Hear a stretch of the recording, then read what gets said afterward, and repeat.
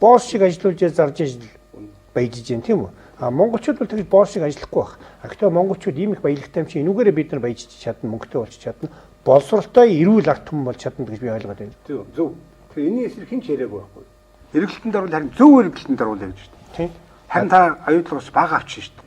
Хүнд ихэнх өгч шүү дээ. Хуулийн тийм чи яах юм. А хуулиа хүний захиргаар хийсэн юм яах. Тийм шүү дээ. Тэр төрийн заавал төрийн хувьцаа 51-ээс дээш болохоор 95 ихтэй байх хэрэгтэй. Үгүй ээ.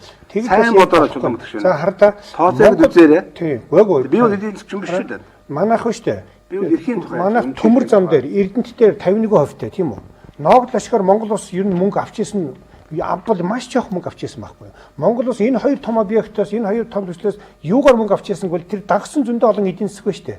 Тэрийг загсан түлш, эрчим мууч, тэгэл цэвэрлэгч, тогооч, үйлчлэгч одоо зам, тээвэр юу байдгийг тэр эдийн засаг нь Монголыг чирдэг байхгүй юу? Би бол жишээ нь тэр утгаараа оюу толгой Монголыг маш томор чирнэ. Энэ 34% бол биш үү? Та нарын яриад байгаа 10 тий ба их баг хувьцаа бид нар ногдлаа шиг авах. А энэ том эдийн засгаар нь бид нар их олон монголчууд орлоготой мөнгөтэй болно гэж байна. Энэ төлөө хэн ч хэсэг. А төр 51 болохоор өмнөхөө төрийн хэдэн дарганаар л тэрэн дээр бизнес хийдэг. Би тэрнтэй ганц төмөр гишүүнтэй санал нэг. А тэгвэл одоо чийл яагаад болоод байгаа юм тэгвэл?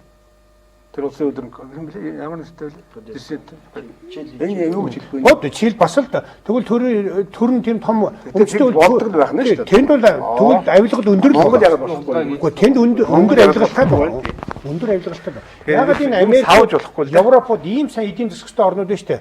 Ерөөсө төрийн өмчгүйгээр болоод байна. Яг л тэнд чинь бас биднээс сэргэлэн цаваа 200 гаруй жил сэргэлэн цаваа улсууд ажилласан байгаа шүү дээ. Тэгээ барууны схемээр яваад баларч байгаа байхгүй юу? Тэгэхээр одоо өөрийн төлөөр бодох цаг болсон шүү дээ. Монгол бол хоёр том агуу бүрээд нь байгаа өчөөхөн амьд шүү дээ. Тэгэхээр тэр бол зүгээр монголчууд хувийн эзэмшиг бол ондоо заавал төр хувийн эзэмшиг гэдэг бол бас нэг сайн ойлгосон бол одоо ингэж л ойлгох. Тийм бид. Энэ яг энэ дээр миний санаа бол шүү дээ. Яг хувийн өмч байгаа төр өмч эзэмшихгүй бол нэг талаар сайн юм шиг боловч одоо байхгүй гэж миний санаа бол яриагаа дуусгач да.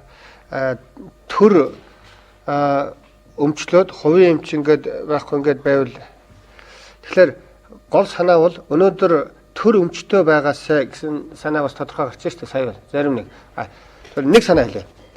Монгол шиг ийм түншлэлийн хоорондоо ярилцдаг, ойлголцдог механизм байхгүй, бие биенээ хямдаг механизм байхгүй байхад хувьд өгчөөсөнд орвол бүр төр байгаад тэр төрөө муу сайнаар нь хилээд ингээд явж яхад бараг заримдаа ашигтай юм шиг. Ягаад гэвэл саяхан Камил гэдэг одоо энэ нэг одоо хүмүүсийг ажилчдыг ингээд зуучилж муучдаг компани байна л та. Одоо тэднээс эсрэг бид нэг бол дараагийнхаа л юмаа толгойд бодогдоод байна. Энэ Монгол ажилчдыг энэ аюу толгойч энэ уул уурхайн Петрочайна эднэрт зуучилж байгаа компаниуд бол яг тэр Хойд Америкийн тэр барууны тэр хууль тогтоомжийн байдлаар ажиллаж байгаа юм.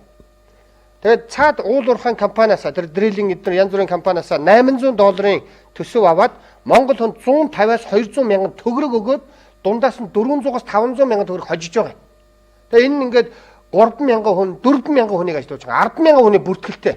Үндсэндээ гадаад хүндээ Монгол хүнийг ингээд боол шиг наймаалцдаг ийм системтэй болцсон. Яг энийг бол яагаад тэр Хойд Америкт юм уу Англид юм уу хаана газар ингээд болоод байгаа вэ гэхлээр тэнд хяналтын механизм байна. Энэ болохгүй боллоо нэг жоохон идээд эхэллээ шүү гэдэг юм бол хоорондоо хилцдэг механизм байна. Энэ механизм байхгүй байгаа цагт тэгээд тэр гок мокшго тэгээ идэж уугаад хэдэн бөхчүүд нэг цаас маас янз бүрийн шахаад ингээд явж байгаа нь бараг шулуунч юм шиг. Өөрөлдвөл ерөөсөө л хэдүүлээ ингэж хоорондоо ярилцдаг хяналтын механизмыг бий болгоё. Нэг өнгөрсөн энэ клуб дээр ярьсан нэг орон нутгад нь жоохон төсөв үгүй өгмөр л байна. Данч тэнд хэдэн дараа нар жип аваад идээд уугаад бүр балалж хайдаг. Тэр нийгмийн үйлдвэрчин байна уу, эзэд байна уу, бизнесмэнүүд байна уу, засаг төр байна уу, хоорондоо түншилдэг, бие биенээ хямдаг механизмдаар сайн суралцмаар байгаа юм л да. Бүр маш товчсгонд хэлэхэд засгийн газар байна, улсын их хурл байна, өөрсдөө элит гэж битгий бодоосаа. Бүр ямааг бол нэвт судалсан нэг хэсэг болоо явчихна. Эсвэл бүр ингээл бүгдөө уул уурхайн хамгийн сайн мэрэгчлэнүүд болно. Эсвэл хөрөнгө оруулалтын мэрэгчлэнүүд болно. Бүр бидний одоо ингээд ярихад бол зарчим байна шүү дээ. Өнөөдөр хэлцээрийн ширээнд суух ёстой, нийгэм өнөөдөр амгалан байх ёстой, бухимдалтай байгаа, тэдний төлөөлж байгаа нь үнэн. Ингээд ярилцъя гэдэг дээрээ тогтоод ярилцах юм нь шүү дээ. Сая ингээд техникийн асуудал руу ороод байна шүү дээ. Тэр одоо жилийн уурхай ямар энэ бол одоо өнгөрсөн 4 жил гарan оюу толгой байна уул уурхатай ярьж байхад миний амнаас гарч ирсэн ганцхан л үг байгаа. Бие даасан техникийн шинжээчдийн дүгнэлт эхэлж гаргаач. Яг нөгөө мэрэгжилтнүүдийн гаргасан хувилбараа тойрж бид ярих хэрэгтэй болохоос биш ерөөсө бүхнийг мэдгч нэг л 2 сая 700 мянган хүмүүс л хоорондоо яриад ерөөсө одоо бол ер нь уурхай мэддэггүй Монгол хөнгө болчихлоо шүү дээ. Энэ хамгийн буруу асуудал. Тэгэхээр хэлэлцсэн бас мэддэг хүн байхгүй. Тэгэхээр бие даасан техникийн шинжээчд өнөөдөр оюу толгой шиг ийм том хөтөлбөр төсөл Монголд урд нь хязгаарч хэрэгжиж байгаагүй. Мэдэхгүй байна энэ талаар туршлагатай хүн Монгол байгаа эсхийг. Яг санаа бол даруйхан хэлцээд орох ёстой. Нийгэм амгалан болоосаа тэр нь юу гэсэн үг вэ? Бол барь гэсэн үг биш шүү. Зүгээр цөмөр шийдэл гаргая л да. Энд чинь нэг гэр бүл шүү дээ. Гэсэн санааг л би хэлж байгаа ухаантай. Яг зөв. Тэр бол ийм асуудалтай. Авалтны хөдөлгөөн маань үнэхээр бид нэр одоо жил хагасын л хугацаанд одоо ч Монголоор төвсгалт намд 2.7 тэрбум Америк доллар уучлаар энэ бол тав яаж болдохгүй. Дээр нь гамбаа бол одоо 380 тэрбум нөхөж байгаа лөө. Ажлынхаа залин 2 дахин нэмэхгүй л байгаа ш. Бас 60 даах. Энд чинь амлалтаар бол бүр 3 дахин нэмж өгөх хэрэгтэй юм байна. Тэтгэврийг 2 дахин нэмж өгөх хэрэгтэй юм байна. Энэ бүхэн мөнгнөөс нь дахиад нэмэгдэн дээр нь. Тэгэхээр бол хин хөнгөө бид нар дээд доодгоод ойлгочиход байгаа. Энэ бол мөнгө ингэж амлалт энэ бол улсаа тусгаар тогтнолоо бүх юм устгадаг юм байна. Манай ард бүр ясмахаараа мэдэрч байна. Тэгээд дээр талбай дээр сууж байгаа шүү дээ. А гэтэл энэ асуудлыг дахиад явахад бол хинч өнөөдөр тийм утопом ярьж байгаа нэг ч хүнийг бүр үзэн ядна. Эсрэгээр. А хоёрт нь бол эндээс гарцсан үг нь бид нар айгүй хайж хүлээгэл гарч. Одоо чинь танаа нам болвол энэ засгаас хурдан гарчих хэрэгтэй. Тэгээд сөрөг хүчнийг хийх юм бол бид нар тэр талбай дээр шаардлага байна. Тэнд 26 сөрөг хүчин байна. Та 3 таа нийлээ 29 болчихно. Уг нь гарцуулбал энд байгаа байхгүй. Тэгээ энэ нөхдүүд нь ч наалтсан.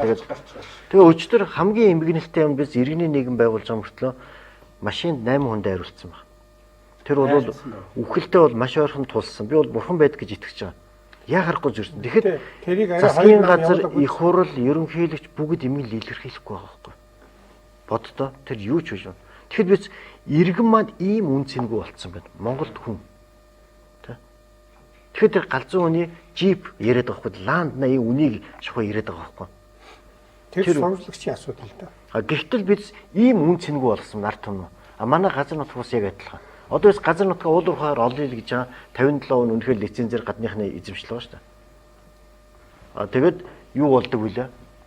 Бид нар тэднээс гуйж л авах шүү дээ. Одоо анхны төлөвлөж шнээс ямар гарц вэ? Одоо би бол нэг хэлэхэд бол хэдүүлээ шүү. Адилхан Монгол улсууд байна.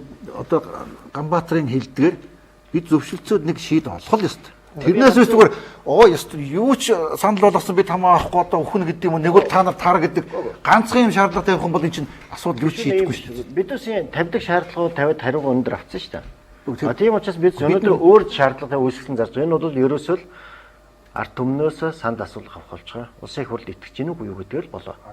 Тэгээд нийт сонгогчд орно шүү дээ. Энэ бол ерөөсөө 5 сарын ингээд бол энэ 140 сая төгрөг гардаг юм. 140 сая төгрөг бид өнөөдөр зарлахдах уу? 2.7 тэрбум доллараар дараа жил толгоогоо шагаа зогсож явах уу гэдэг асуудал байхгүй. Тэгэл ард түмэн 51% л болоо шүү дээ. Бид нэр махнатад явлаа. Тэгэл бид нар нэг жил хүлээн шүү дээ ерөөсөө. 11 оны үдий чинь мөнгө өгөхгүй бол асуудал гараад ирнэ шүү дээ. Одоо хамгийн том гарц өөрөө лидер хэллээ шүү дээ. Асуу ярдмаас тэр л гарц. Үнэхээр итгэж гин үгүй юу? Өөр маргаадах юм байхгүй. Тэгэл одоо бухимдуулаа суугаадах хэрэггүй шүү дээ. Хичнээн хүн зовж одоо энэ чинь өшөө хачин болно. 18 тэрэг өмцөндөө боссон бат бүх зургтайгаа хаалттай баг. Юу ч болоогүй юм шиг сайн сайхан яриа л гэж байгаа. Энэ л одоо аюулаа тамирч. Бид адилхан Монголын өрсөд Намаа зургт хаалттай гэж 18 гэж. Ог 18 боссон одоо хөдөлгөөнд явж шүү дээ. Сангаад явж. Мэдээлэхгүй хаалттай байгаа байхгүй. Хин хаалтсан. Хөөе чи зургт суугуудаа хардаа. Үгүй манай Ганцхан ТV-с явж TV8 явж тийм ээ. Одоо ингээ байгаа учраас ер нь сүүлийн ингээд хурдэргүүлж явах шиг байна тийм ээ. Тэгэхээр үгүй яг бохомдохоо ярих юм бол одоо энэ улсын их хурлыг бол одоо би бол үнэхээр үзэн яддаг. Энэ үнэхээр аимшигтай юмнууд байгаа. Хүмүүс нь бол одоо яана гэмээр. Тэгээд засгийн газрыг бол харах юм бол за бүр заримдаа би хүмүүс одоо их л одоо би тоолол гэж битээ бодоосоо одоо Монголын үйлдвэрч нэвлийн холбооны удирдлагууд бид бол үндсэндээ засгийн газарт бол яаж төрийг барьд юм бэ гэдэг хичээл зааж байгаа юм шиг л бидэнд санагддаг. Энэ